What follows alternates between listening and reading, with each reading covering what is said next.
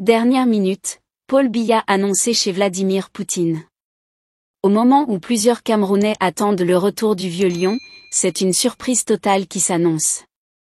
Après ses plus de 30 jours hors du territoire camerounais, Paul Biya est annoncé en Russie.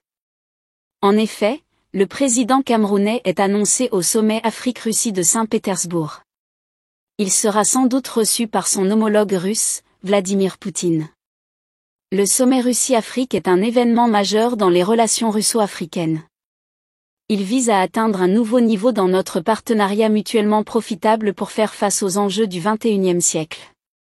L'objectif de cet événement est de permettre le renforcement de la coopération intégrante et équitable entre la Russie et les pays africains dans tous ses aspects, politique, sécurité, économie, sciences et technologies, culture et humanitaire. Historique du sommet.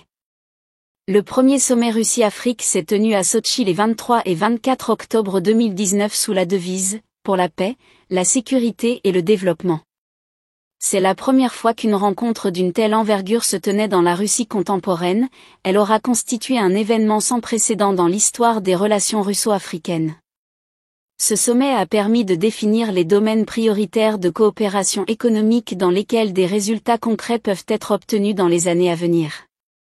La déclaration finale adoptée à la fin du sommet énonçait les buts et objectifs validés pour le développement de la coopération russo-africaine dans toutes ses dimensions, politique, sécurité, économie, sciences et technologies, ainsi que dans les domaines culturels et humanitaires.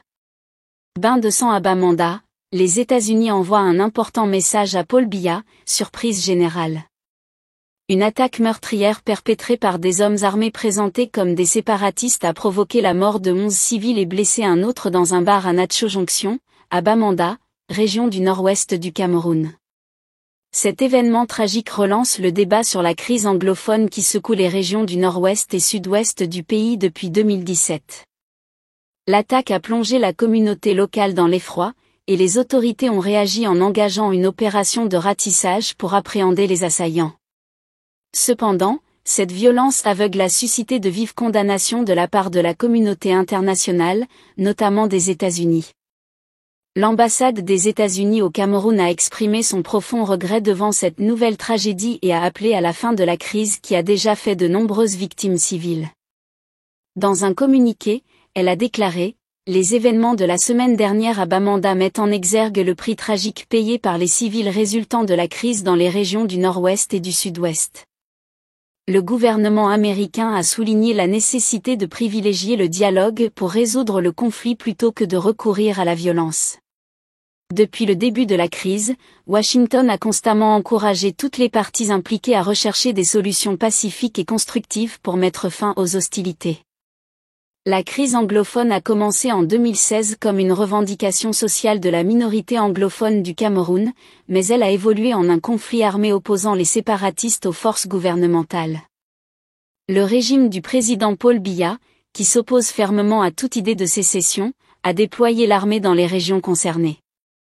Alors que les violences se poursuivent, les pertes humaines et les souffrances infligées aux civils s'accumulent. La communauté internationale, dont les États-Unis, continuent de plaider pour une issue pacifique à cette crise complexe, qui met en péril la stabilité et la sécurité du Cameroun.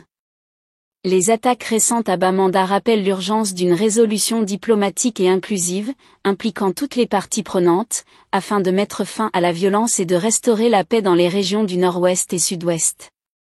Seule une solution négociée pourra véritablement permettre de répondre aux aspirations légitimes de toutes les communautés concernées et de préserver l'unité du pays.